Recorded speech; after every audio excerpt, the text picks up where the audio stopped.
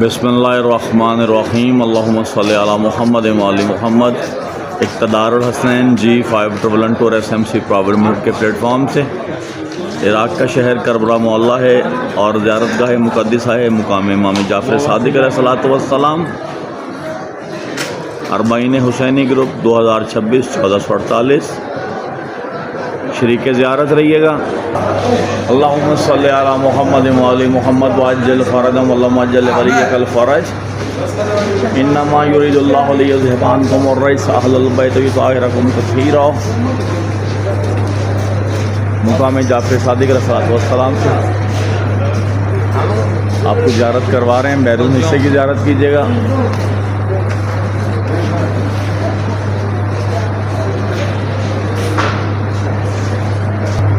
ज़ियारत नाम है सरकारी इमाम जाफ़र सादिक़ अलैहिस्सलातु वस्सलाम।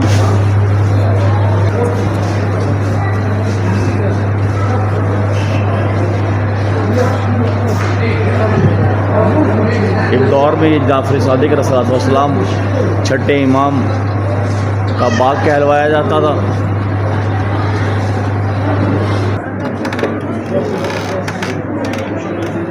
अंदरून हिस्से से आपको ज़ियारत करवा रहे हैं। मुकाम इमाम जाफ़र सादिक़ अलैहिस्सलातु वस्सलाम भी आपको ज़ियारत करवाएंगे इंशाअल्लाह।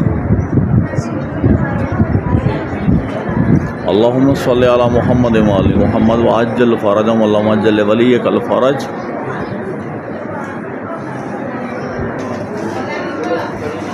मुकाम इमाम जाफ़र सादिक़ अलैहिस्सलातु वस्सलाम की ज़ियारत कीजिएगा।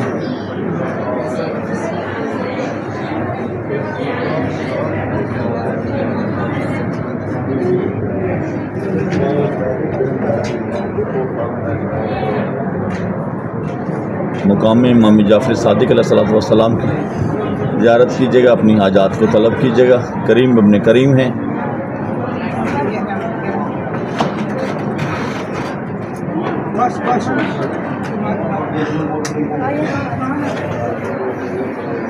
किताब कहती है कि जब सरकार इमाम जाफ़र सादिक़ अलैहिस्सलातु वस्सलाम अपनी जगद बुज़ुर्गवार सरकार इमाम हुसैन अलैहिस्सलातु वस्सलाम की ज़ियारत को तशरीफ़ लाते तो इस जगह पे क़याम करते और यहाँ इबादत गुज़ार ठहरते और यहीं से अपने जद्द बुज़ुर्गवार सरकार इमाम हुसैन शहीद करबला की ज़ियारत को तशरीफ़ ले जाते। अल्लाहुम्मा सल्ली अला मुहम्मद व आलि मुहम्मद वअज्जिल फ़रजम वल्लहुम्मा अज्जिल वलियकल फ़रज। मुकाम इमाम जाफ़र सादिक़ अलैहिस्सलातु वस्सलाम करबला मोहल्ला इराक़।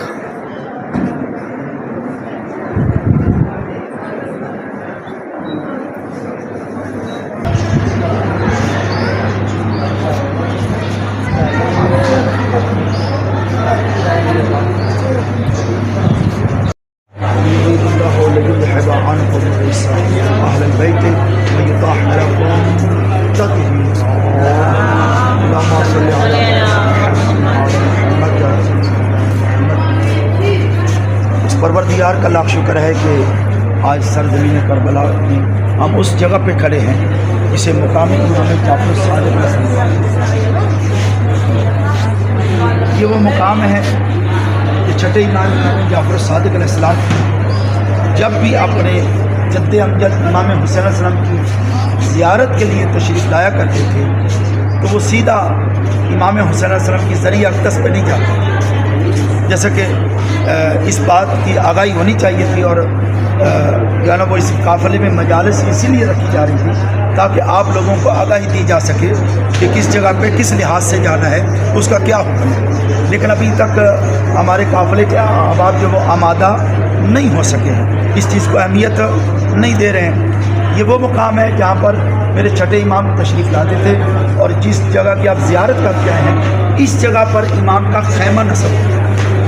इमाम यहाँ पे तशरीफ़ फरमा होते थे और फिर इमाम जो है ये जो आप रास्ते में अभी आप नहर पे जाएंगे ये नहर नहीं होती, जो रह फराद है वो यहाँ से थोड़ा सा दूर है, ये तो बाद में निकाली गई। और यहाँ के जो बागात हैं ये सामने इमाम जाफ़र सादिक़ अलैहिस्सलाम का बाग है जो अभी भी मौजूद है, लेकिन हमारे मामलात और हमारे यहाँ पे बिदआत की वजह से जो पाकिस्तान के अवाम को इसकी वजह से सारा बंद کھجوریں لے کر جاتے تھے، کوئی پیسہ نہیں دیا جاتا تھا، خود اپنے ہاتھوں سے اتارتے تھے۔ لہٰذا اس میں آپ یہی عرض کرتے ہیں امام جعفر صادق سرکار یہاں پہ کیا فرماتے تھے، اور پھر آپ گرہ فرماتے جاتے تھے۔ پہلے آپ غسل زیارہ کرتے تھے۔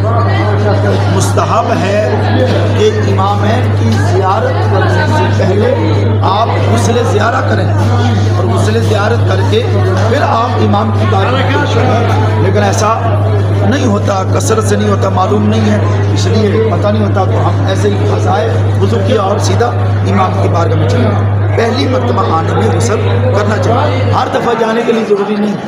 جب پہلی مرتبہ آپ داخلے کربلا ہوئے تو پہلے آپ غسل کریں۔ یہاں پہ امام غسل کیا کرتے تھے، اور پھر امام یہاں پہ خیمہ میں تشریف لاتے تھے۔ یہیں پہ امام اپنا جوتا اتار کر یہاں سے امام ننگے پاؤں جاتے تھے اپنے جد امجد امام حسین علیہ السلام اور سرکار حضرت عباس علیہ السلام کی زیارت کے لیے۔ یہاں سے امام اپنا سر سے امامہ بھی اتار دیتے تھے، اور امام ننگے پاؤں جاتے تھے، اور پہلے یہاں پر اپنی جد امجد کی جو ہے وہ مجلس برپا کی تھی، کہ میں نے روایت پڑھی ہے اس میں یہاں پر سرکار پہلے مجلس برپا کیا کرتے تھے، پہلے آہو بکا گریہ زاری، اور یہاں سے آہو بکا کرتے ہوئے آواز بلند ہوتی تھی امام کی آہو بکا کی، امام آہو بکا کرتے ہوئے اپنی جد امجد کی بارگاہ میں پیش ہوتے تھے، اور پھر وہاں پر سلام زیارت، اور اس کے بعد جو ہے اپنی جد امجد کی ذریعہ اقدس کو بوسہ دے کر پھر وہاں پر امام خود مصحف کیا کرتے تھے۔